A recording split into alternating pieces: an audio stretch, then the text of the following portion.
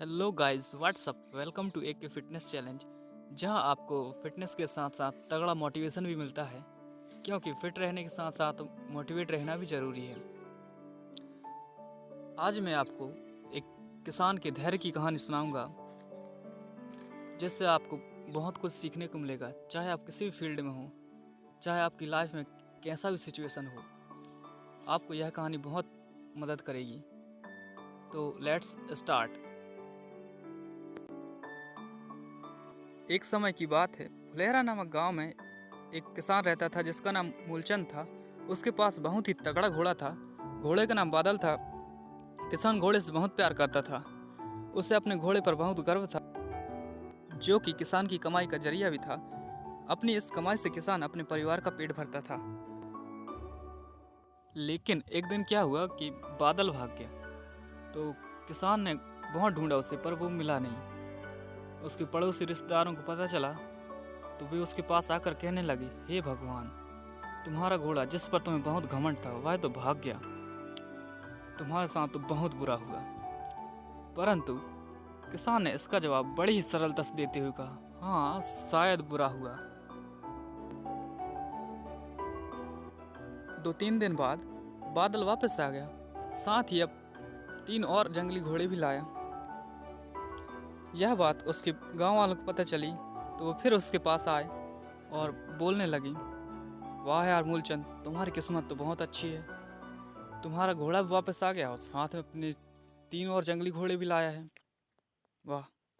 इस पर मूलचंद ने बड़ी सहजता से जवाब देते हुए कहा, हाँ, शायद।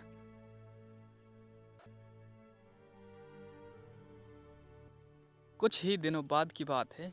मूलचंद का बेटा ओम प्रकाश उन्हीं जंगली घोड़ों में से किसी एक को काम के लिए उपयोगी बनाने की कोशिश कर रहा था कि उसी कोशिश में घोड़े ने ओम प्रकाश को उठाकर जमीन पर पटक दिया। इसमें क्या हुआ कि ओम प्रकाश का पैर ही टूट गया। अब यह बात गांव वालों को पता चली, तो फिर वे मूलचंद जी के पास आए और उनसे कहने लगे, अरे यार मूलचंद, तुम्हारे बेटे की तो किस्मत ही खराब है। देखो, उस जंगली घोड़े ने तुम्हारे बेटे का क्या हाल किया, उसका पैर ही तोड़ डाला। इस पर मूलचंद जी ने बड़ी ही सहजता से कहा, दुखी होते हुए, हाँ, शायद खराब होगी।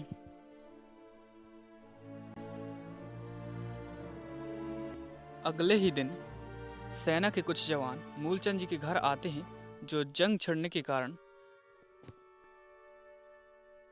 नए जवानों की भर्ती कर रहे थे।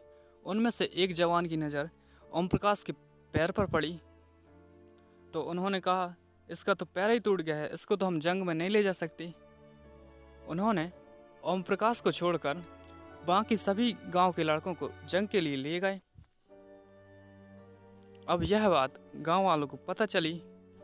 उनके पेट में तो कोई बात रहती नहीं। वो फिर आए मूलचंद जी के पास और मूलचंद जी से कहने लगे, अरे यार मूलचंद जी, आपके बेटे की किस्मत तो बहुत ही अच्छी है। जवानों ने आपके बेटे को जंग के लिए नहीं ले गए। इस पर मूलचंद जी ने आखिरी बार कहा, हाँ, शायद होगी। इस कहानी से हमें यह सीख मिलती है कि हमारे लिए चीज़ों को नेगेटिव सोचने में जरा भी समय नहीं लगता। जब भी कुछ हमारे अनुकूल होता है तो हम उसे अच्छा समझते हैं, और अनुकूल नहीं होता तो हम उसे बुरा समझते हैं।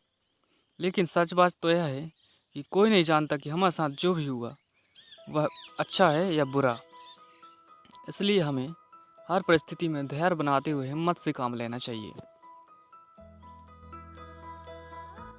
इस कहानी में किसान के भाव में परिवर्तन परिस्थितियों के कारण होता है। बुरी परिस्थिति में वह नेगेटिव और अच्छी परिस्थिति में वह पॉजिटिव हो जाता है। इन पॉजिटिव और नेगेटिव परिस्थितियों के बीच किसान मूलचंद का धैर्य रखना बहुत जरूरी होता है। क्या आप वाकई में यह बता सकते हैं कि हमारे साथ जो हो रहा है वह सही है या गलत, यह जाने बिना कि भविष्य में इसका हमारे जीवन पर या हम पर क्या प्रभाव पड़ेगा? मुझे लगता है आपका जवाब होगा नहीं। वो कहते हैं ना, जो होता है अच्छे के लिए होता है। वैसे आपको इस कहानी से क्या सीखने को मिला, कमेंट में ज़रूर बताइएगा। यदि कहानी पसंद आई हो तो प्लीज़ लाइक कर लेना और सब्सक्राइब भी कर लेना। गाइस सब्सक्राइब प्लीज़ कर लेना, क्योंकि हमारी ऑडियंस ऐसी है, अधिकतर ऑडियंस जो वीडियो तो देख लेती पर सब्सक्राइब नहीं करती है। सब्सक्राइब करने पर पैसे थोड़ी ना लगते हैं।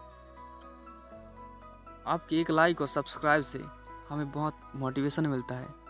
हम आपको मोटिवेट करते हैं, आप हमें मोटिवेट करिए। Thanks for watching, love you all. मिलते हैं फिर नेक्स्ट वीडियो में। जय हिंद, वंदे मातरम।